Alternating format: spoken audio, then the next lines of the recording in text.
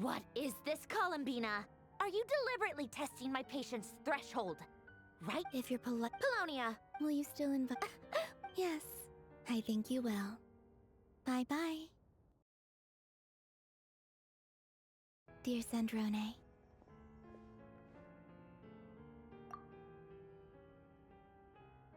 Last time the Wild Hunt escorted you out. Would you rather I handled— We just want— Why? Out of concern for my— Mostly because you kind of helped us out, so we just wanted to check you were okay. Oh, don't you— If my coasters are still missing in action, though. Whoa! Pretty hefty notebook. Look at all those calculations. You can ignore those. They're just dumb scribblings. I doodle and write in my free time. Sometimes I remember the distant, dreamlike past. Sometimes I imagine the far-flung future. And other times, I grit my teeth and note down all the crazy nonsense going on in the present. Some people do the crosswords in the newspaper. This is my equivalent of that. Trying to predict the future is like daydreaming, and writing about the present just makes me furious. The past is my favorite. If nothing else, it's already set in stone, so I don't have to rack my brains trying to figure it all out. Huh. Although, having said that, the only vaguely interesting memory in my past is probably that guy they call Lord Artificer.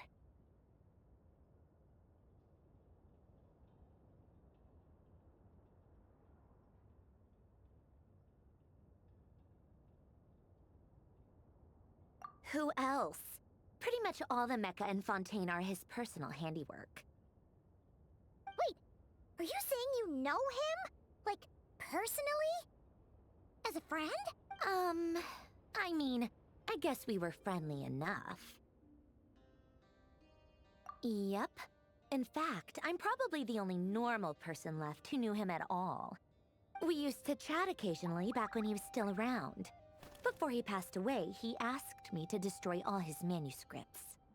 I honored his request, but I did read through everything first before destroying them. I mean, I couldn't let the genius of Lord Artificer Alain Guillotin disappear like that. Would have been such a waste. So, that's where the formula's in your notebook are from? I just told you. Those are my equivalent of crossword puzzles. They're just dumb formulas that I solve for fun when I'm bored. Alain's work was like epic poetry. The formulas in my notebook are just silly little riddles in comparison. Not that there's anything bad about them. I mean, at least, solving those riddles isn't going to hurt anyone. Except me, 'cause I lose a few brain cells in the process. Anyway, while we're on the topic, I might as well tell you about what happened to him and his friends. Alain Guillotin had two close buddies, Renee and Jacob. They spent their childhood years together in the Narzissenkreuz Institute. They were all quite competitive, so there was some rivalry between them, but it was a friendly rivalry. But beneath the friendship and the rivalry ran something deeper, a sense of nostalgia for the past.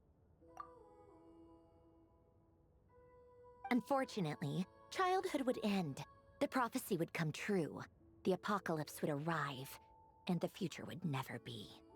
A mad dream that would normally only capture the minds of lunatics began to take root in their hearts. A dream of saving the world. And if Renee and Alain had been people of lesser wits, that dream would probably have ended up as something for them to joke about in their older years. But alas, they were some of the sharpest minds around. They nurtured that dream with the full power of their intellect, and it grew into something that ate away at their souls. The first of them to fall under its spell was Renee. Against Alain's wishes, he persisted in experimenting on a mutual friend of theirs to try and save their life. Alain did not approve and parted ways with Renee. It's complicated. Alain wanted to believe that Renee only did what he did for the sake of their friendship. But when he told me about what happened, I could tell he still had some suspicions about Renee's motives. Perhaps the seed that would grow into a nightmare had already sprouted in Renee's mind. Even then, the next time they met, Rene's soul had been completely engulfed by the dream of salvation. His futile attempt to change the tide of fate only resulted in a wave that swallowed up the world, even before the apocalypse came. And although that wave died down eventually, I hear that it just recently came back with a vengeance. As I understand, Rene wanted to live out his dream of salvation once more. But I'm told that the attempted resurgence finally died out for good. At long last, Rene awoke from his deluded dream. Though of course by then it was far too late. What do you think of Rene? Do you admire his transcendent genius?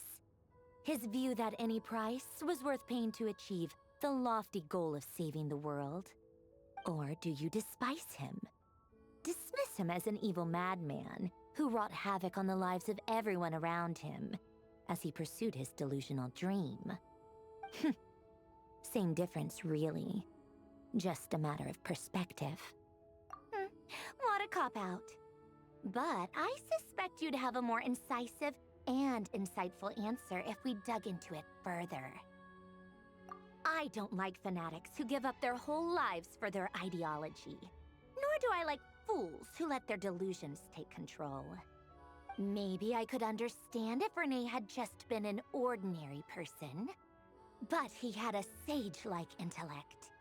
And still managed to get himself lost in the labyrinth of his own desires. Anyway, that's enough about Rene.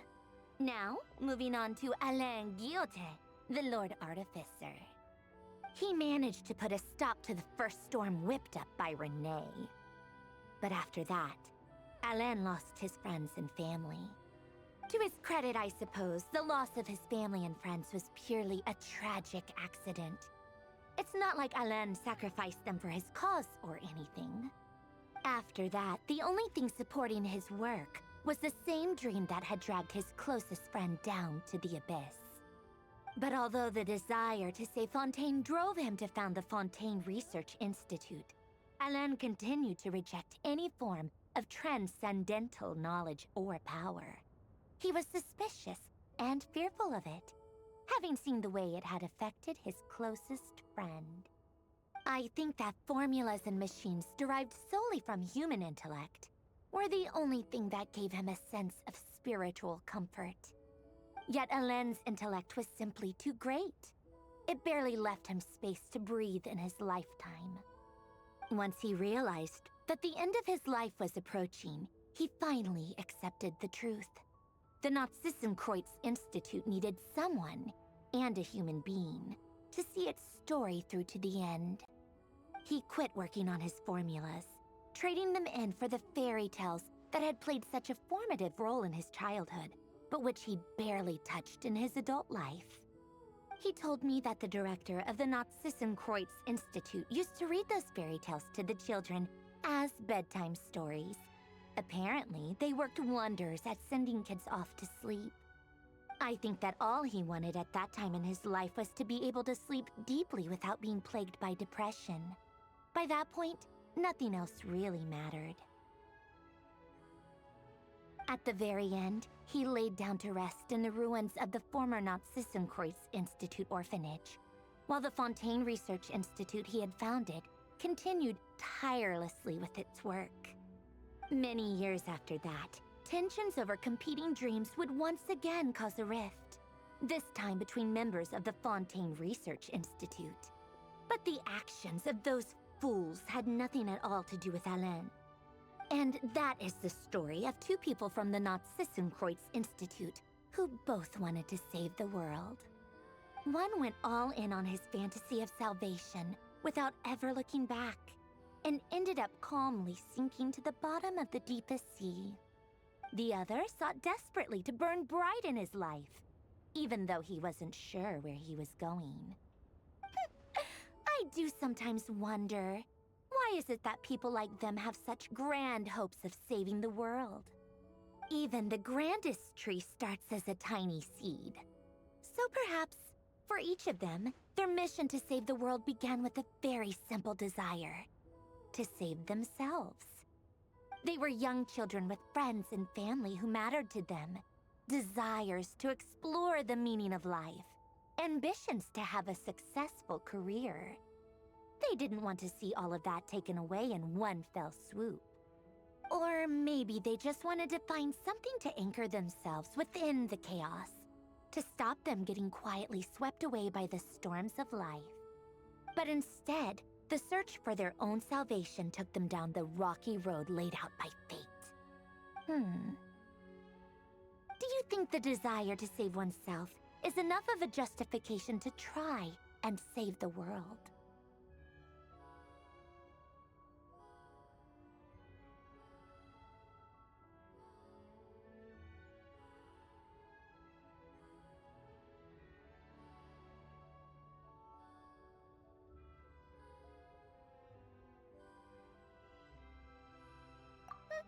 The way you said that sounded just like Alain. I asked him the same question back when he was in his prime, putting all of his energy into his work. He gave the exact same answer as you did. No elaboration, just a quick short answer before getting right back to his work. He was always that way. All right, tea time's over. I owe Arlecchino a favor for telling me these stories. I'll have to bring a whole sack of gifts the next time I visit the House of the Hearth. I'm gonna go tinker with Paulownia now. You guys can do whatever you want, as long as it doesn't involve interrupting me. Paulownia, exit hibernation mode. Begin diagnostics.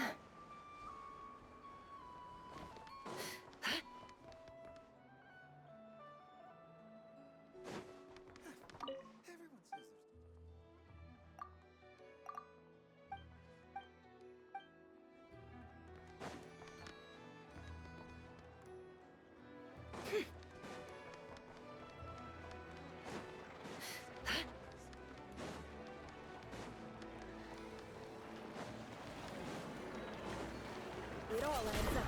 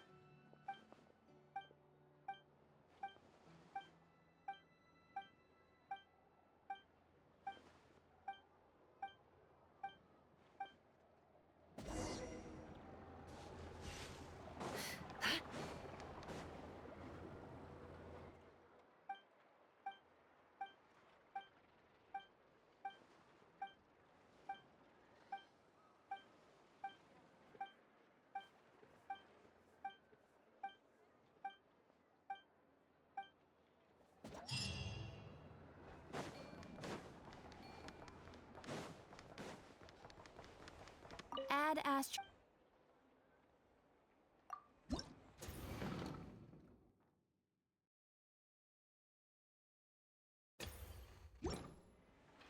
Add Astro.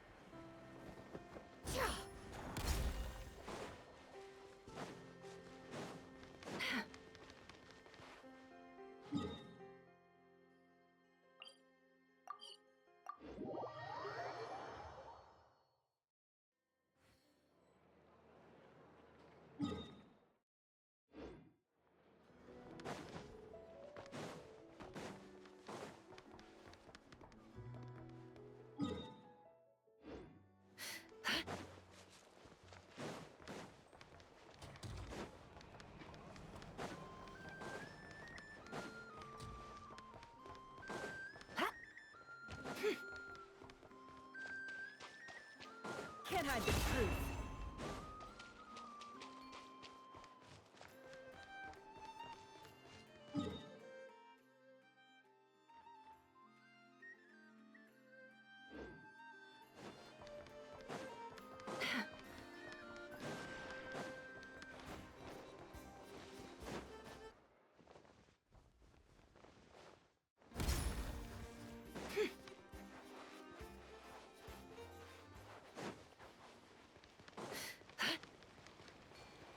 No more lies.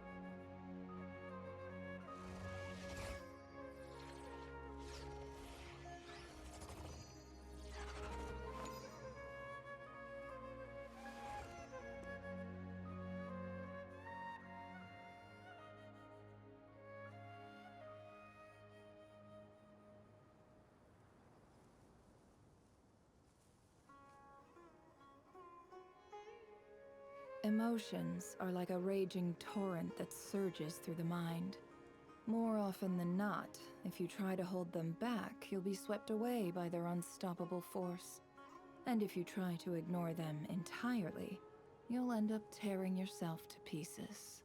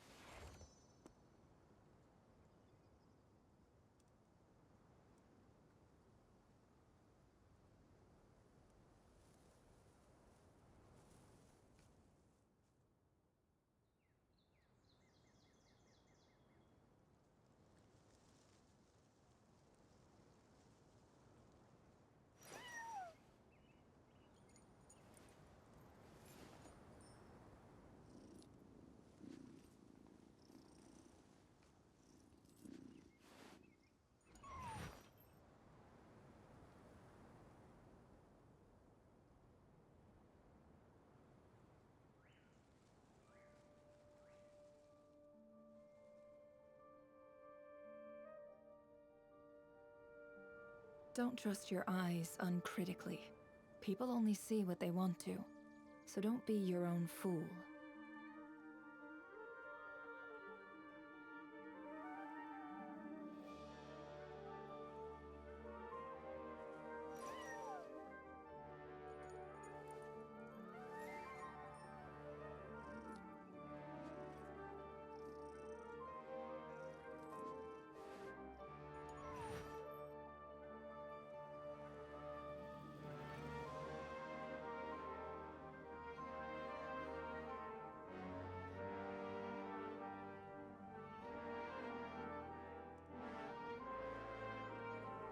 Emotions are like a raging torrent that surges through the mind.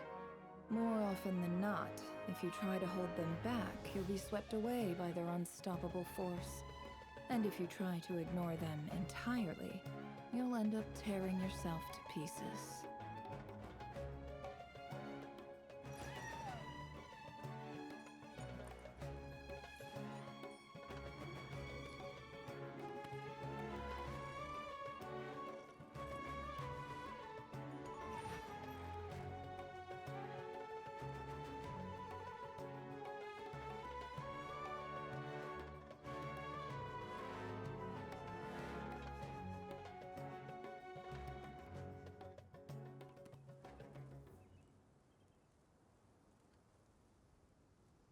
Why does Ashru sit up on the counter? To welcome our clients, of course. A kitty's gotta earn his kibble somehow.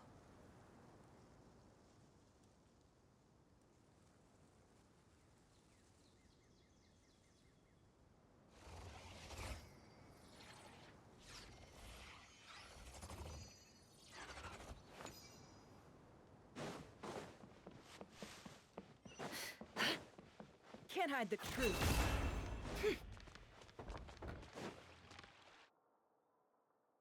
Huh. We haven't been back to the academia in a while. It hasn't changed much, has it? Well, since we've got some time, want to go to the house of Dana? Paimon wants to do some reading!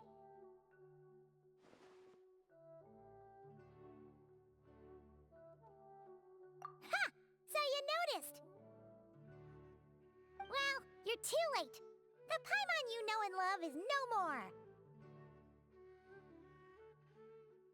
You're looking at Paimon Plus, a new and improved treasure trove of travel know-how. Paimon Plus would like to find some new books to peruse. A gracious traveler like yourself wouldn't leave her companionless on her quest, right?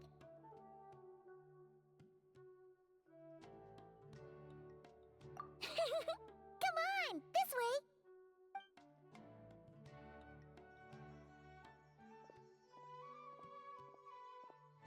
Oh hey! It's Kale and Cyrus! Wonder what's going on. Let's go see. Well, you know what they say? Learning is a lifelong quest. Which means there's always another chance to read a book. But you never know when the next chance to reunite with an old friend will come along.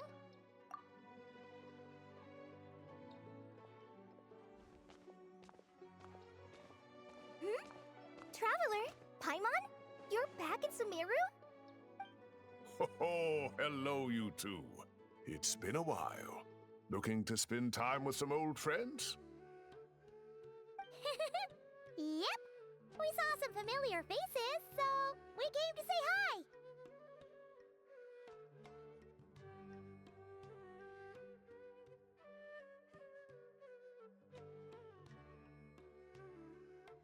Ha! You must be mistaken. Unless, of course, you mean his project collaborator?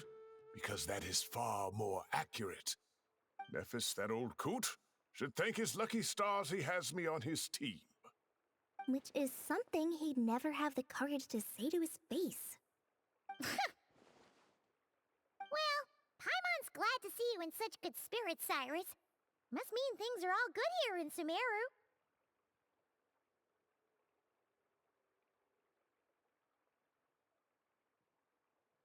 Ah, well, it's quite all right. I'm not the type to take offense at that kind of thing.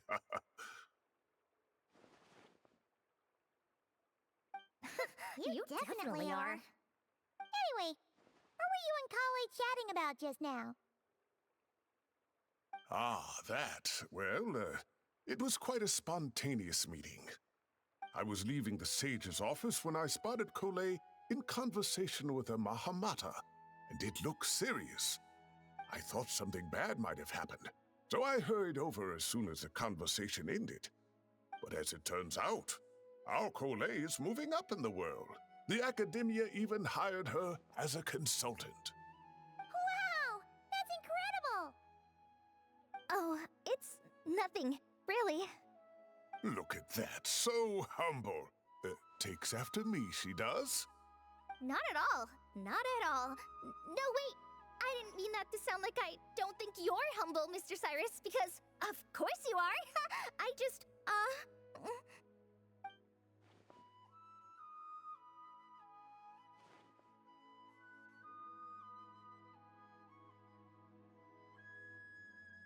Oh, well, I wouldn't even call myself a consultant. I'm just helping out. Now that the new semester has started, a lot of students and scholars are doing fieldwork for their research. But it can be dangerous for those who don't have a lot of experience in the wild. So, the academia is planning to establish an agency that provides guidance on outdoor survival and rescue for people who need it. Oh, Paimon gets it! So, you're here to explain rainforest survival as a representative of the forest rangers. Yeah, pretty much. Of course, when it comes to tips on deciphering mechanisms or defeating monsters, that's for people who are far more senior than me to handle. And speaking of which, since we're short on manpower, the person in charge at the academia said we're still accepting newcomers. If you're interested, you're welcome to join and share your insights. Ah, seizing the moment. Well done, Kole. Recruiting someone as capable as the Traveler is a great idea. Oh, and just between the four of us, the academia has set aside a generous amount of funding for this project.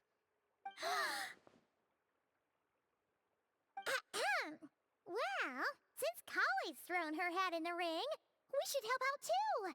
What do you say, Traveler? Great! We're all supposed to meet up in Aru Village later, so I guess we'll regroup there. I was kinda worried, since Master Tainari isn't around to help this time, but now I feel much better. Yeah, even if you don't trust the academia's eye for talent, you can trust ours for sure. And mine, of course. I have as good an eye for people as I do for tomatoes. Well, there you have it. Thanks, everyone. Oh, speaking of Tainari, how are things with him and the others? Good, thanks. All the forest rangers are doing great. Oh, but Master Tainari did mention that Sino and Sethos were heading to Gandharvaville. I'm not sure if it's for work or something else. Huh, knowing them, could just be to play some cards. I'm not sure. Apparently Sethos is bringing someone else with him too. But with my academia commitment, I didn't have time to ask for more details. Huh, well now Paimon's curious. Should we go check things out, Traveler? That's true, and I'm sure they've missed you. Now that is how it should be between friends. Getting together to play cards or enjoy a meal. Yet here I am, stuck with Nephis, who only ever calls to talk about research. Well, I won't delay your reunion any longer.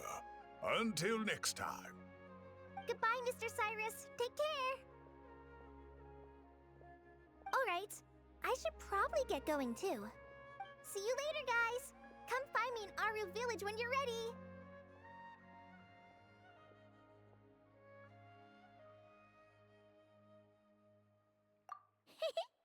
Looking forward to seeing you shine, Kali.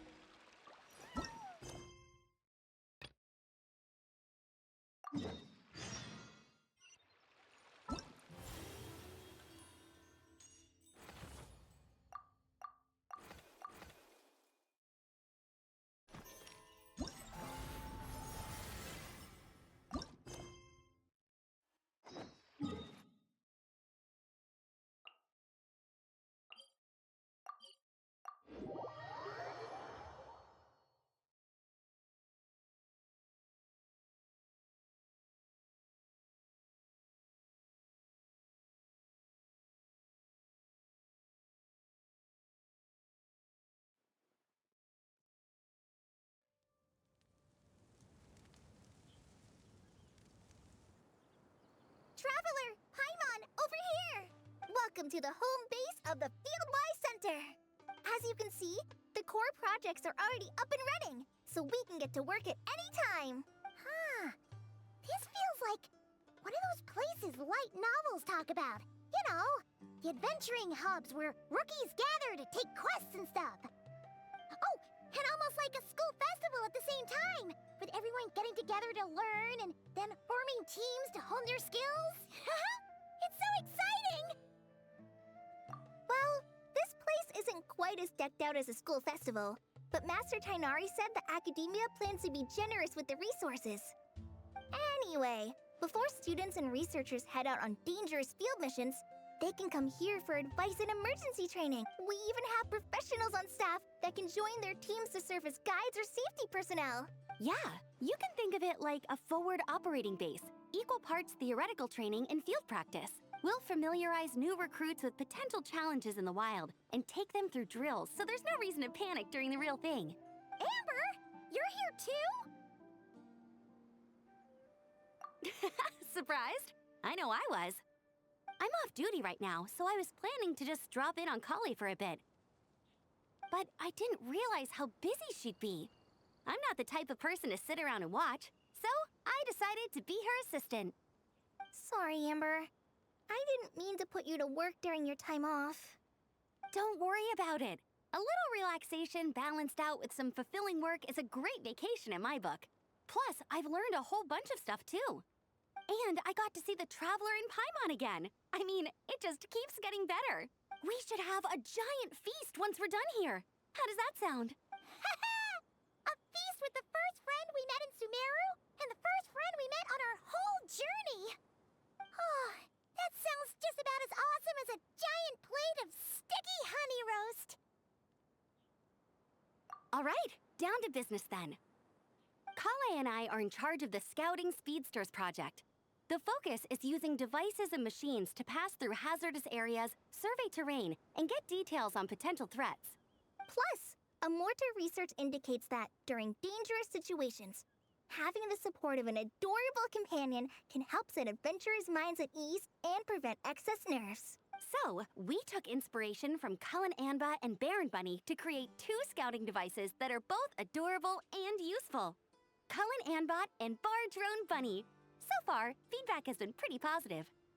Once we've collected enough data, the Academia will continue to refine the scouting buddies and release even more designs. A bunch of Kulinambas and barren bunnies running around the wilderness? What is that gonna look like? Plus, with you to guide our two little scouts, we'll be able to obtain some great data. Once you have a more complete understanding of the Fieldwise Center, you should come test them out. Now come with me. I'll introduce you to the other consultants. Oh, yeah! The lady with the greenish-blue hair also has a super adorable device over there. But it does something completely different than our scouting buddies. I'm looking forward to seeing it in action. Oh, hey! Another familiar face! Come on, let's go say hi!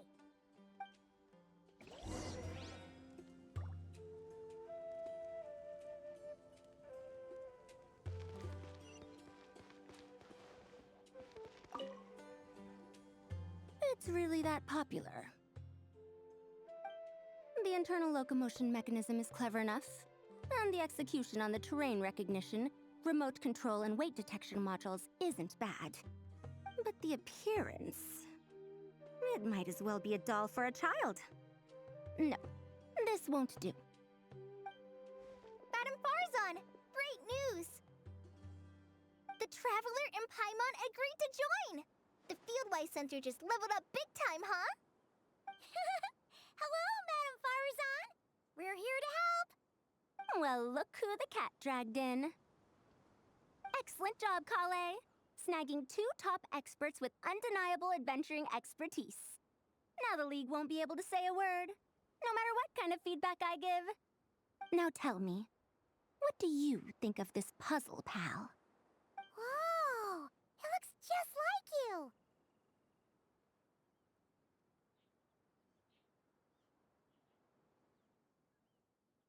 It's a collaboration between my juniors in the Haravatat Darshan, the Puzzlers League, and the Synopsium on Ruin Mechanisms. Clearly, the technological aspect is quite advanced. But the appearance... it couldn't be more childish. You should have seen Anise, defending this design choice with more passion than her thesis. Young people these days. Far too obsessed with making things cute.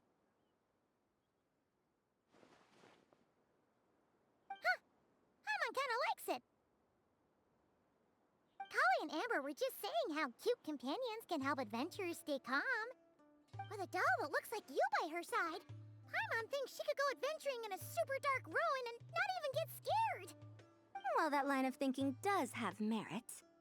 And I suppose choosing this particular appearance is a sign of their respect. For me. Still, there are adventurers who place greater emphasis on reliability and technical composition. People like that don't just want their devices to be able to survive an avalanche, but to look the part.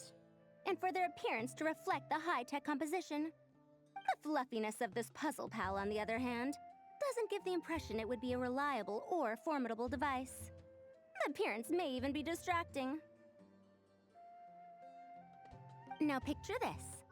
A thick metal casing, square in shape, with a matte finish and openings to showcase the complex technical composition. That would have much more visual impact. I'm the perfect example of this. I have a youthful appearance, and so people question me on occasion. If I had a head of white hair instead, things would be different. Really? Then, do you want Paimon to talk to them? She has white hair. What? No! That's not the same thing. I didn't realize you had such strict views about this, Madame Farzan. Huh? So, even you prefer this version? Well, if that's what you really think, then fine. You'll have to come back and test it out on some puzzles, Traveler. I'll rate your effectiveness in using the device and come up with a user manual based on your performance. As for improvements to its appearance, long-term observation is required, so I'll put that aside for now.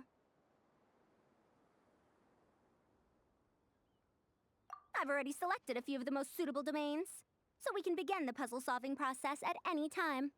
Thanks, Madame Farzan. I'm just gonna take the Traveler and Paimon to see the final project.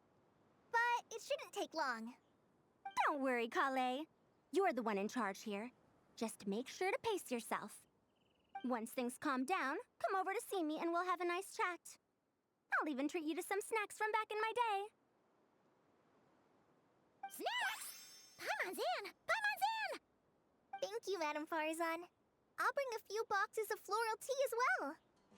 Go on now. Do me proud.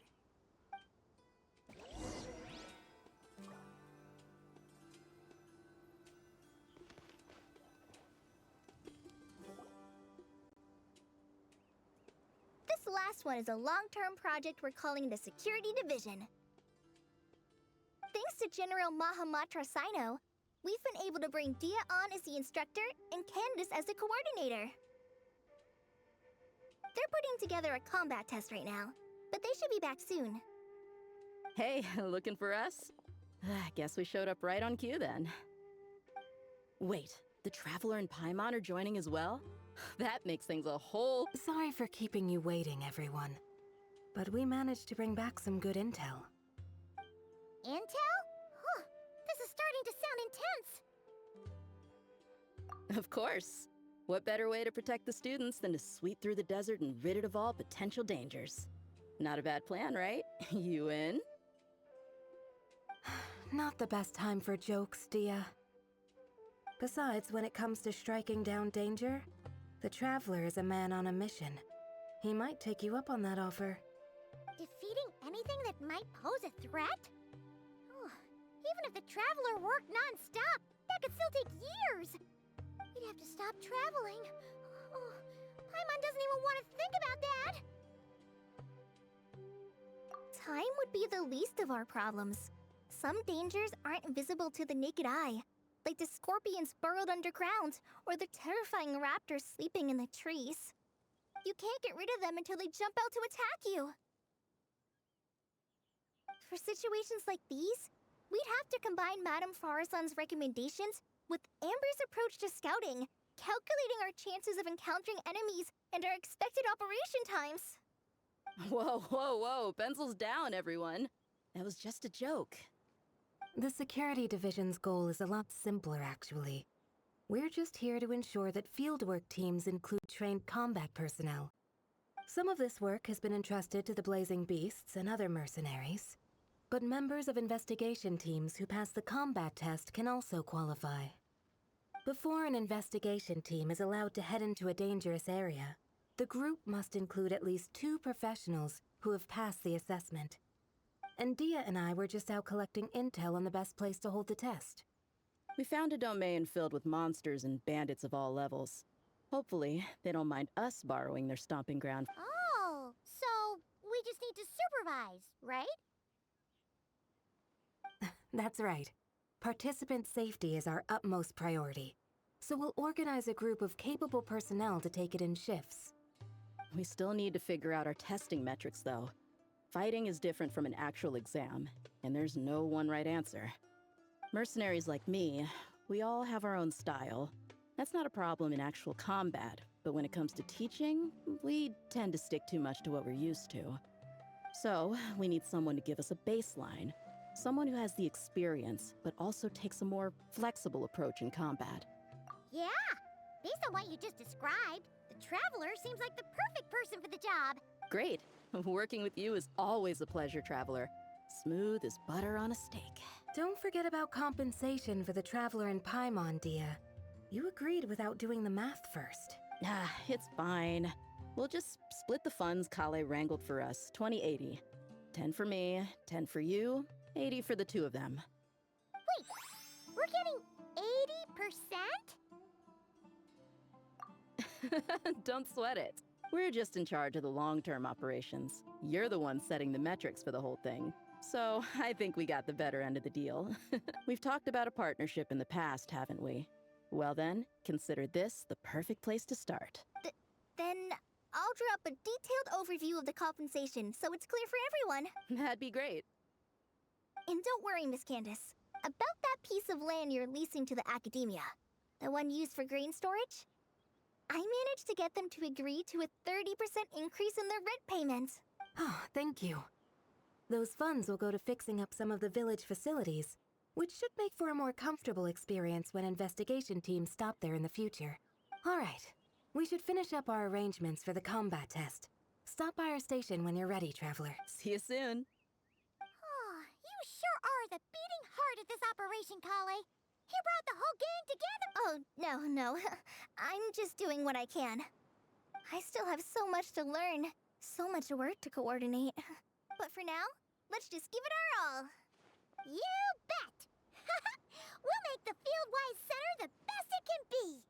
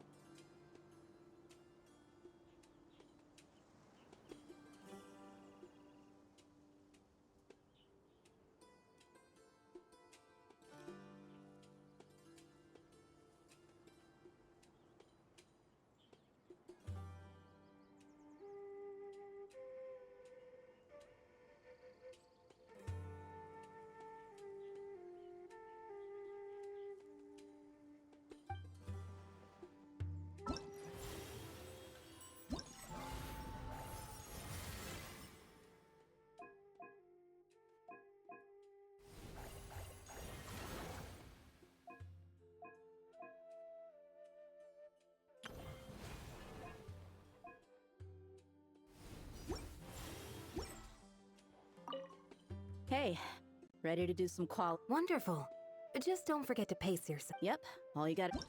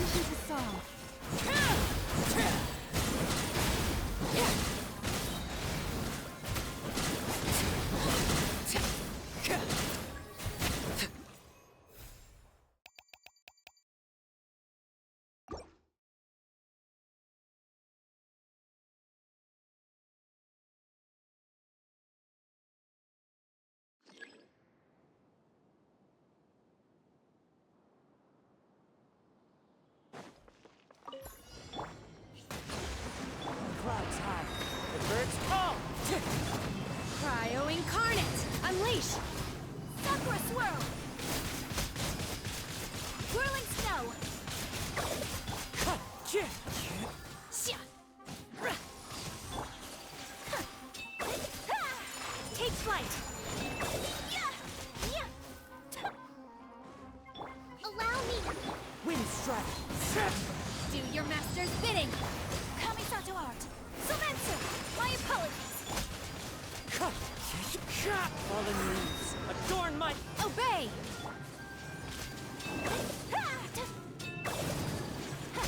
Take flight! Hold the line! Manifest! Cryo Incarnate! My apologies! Sakura Swirl! Obey! Wind Strike! As one with wind and cloud! Allow me! Do your master's bidding!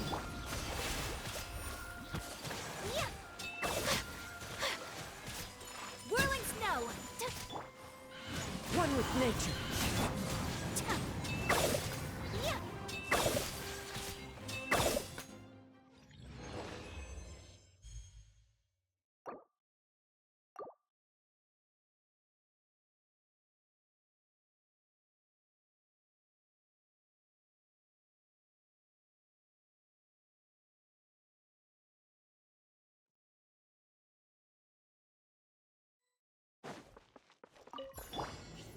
Rebuild! Clouds high.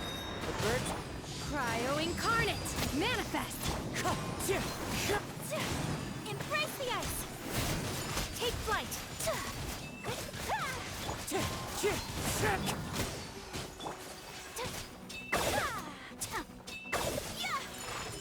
Wind Strike!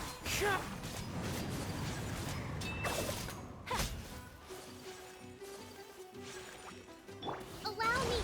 As one with wind and cloud! Into the wind! By ordinance divine!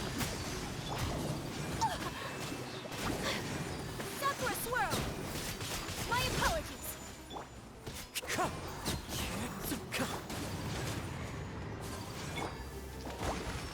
Rest and rebuild! Unleash!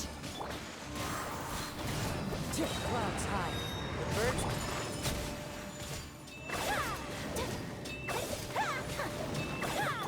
Cryo Incarnate! Manifest! Whirling Snow!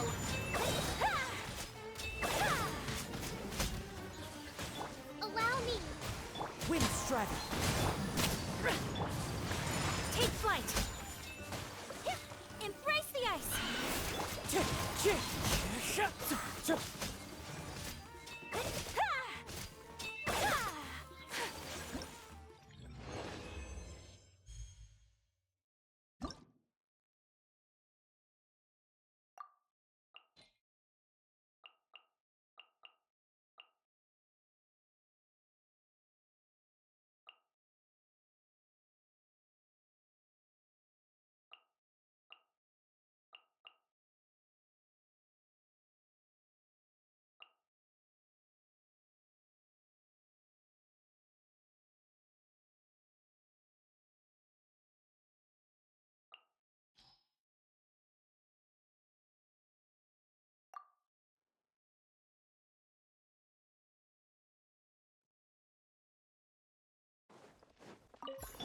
Seems like an emergency.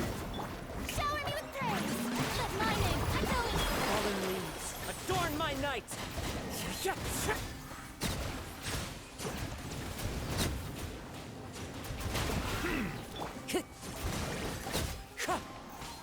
A bitter pill to swallow. The tides beckon. Bow your head.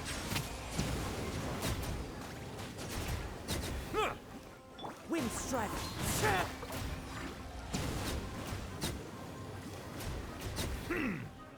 strike a pop! Silence!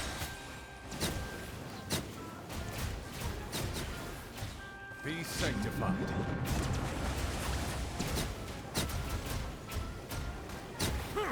Bow your head.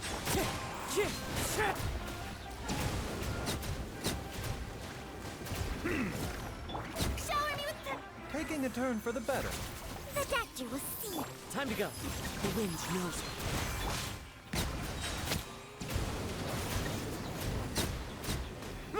The tides beckon.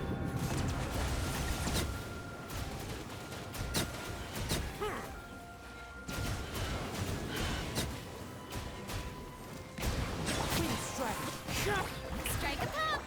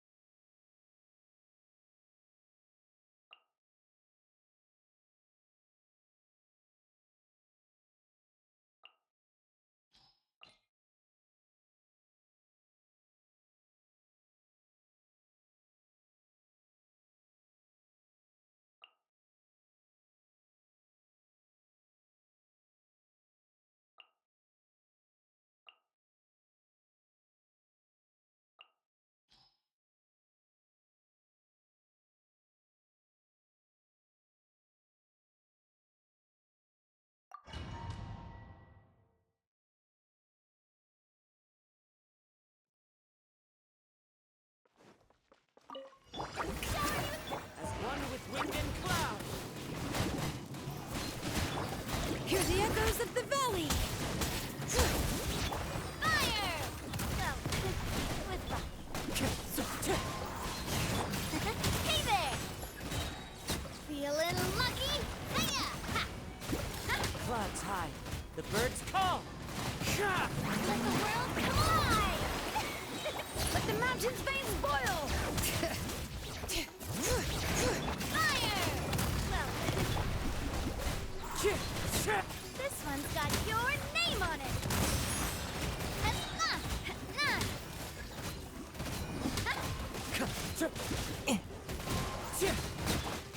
Ow! Hey there! A proper send-up! Letting brave names echo! Bring it! Wind strider.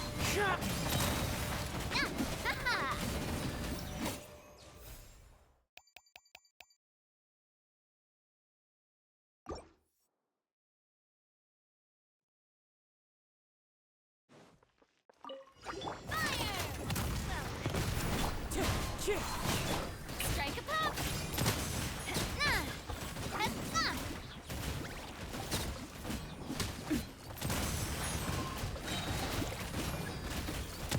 A proper send-up! Falling leaves. Adorn my night. One with nature. Hear the echoes of the valley! Shower me with the... Ha! Hiya! And fire! Well, Wind strider. hey there! And Letting brave names echo! coming at ya! Yoo-hoo! A proper send-up! From this, watch out! Come on, Navia, focus! Ha! Cha! Ha!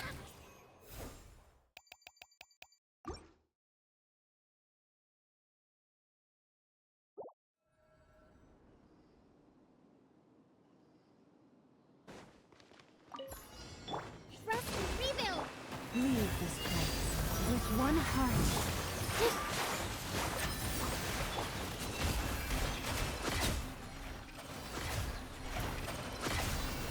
No more lies. It all adds up.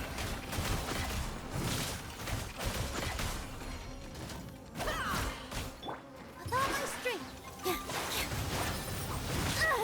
By the Frostmoon of old, receive my blood. Allow me! Time to come clean. Time to come clean. Time to come clean. Can't hide the truth. The mystery unravels. For the everlasting home.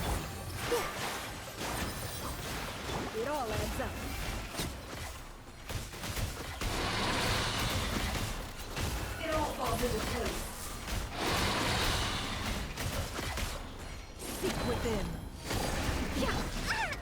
Rest. By the frost moon of old, branch into song. Positions. It all falls into place. Time to come clean. Can't hide the truth. Let's see what you're made of.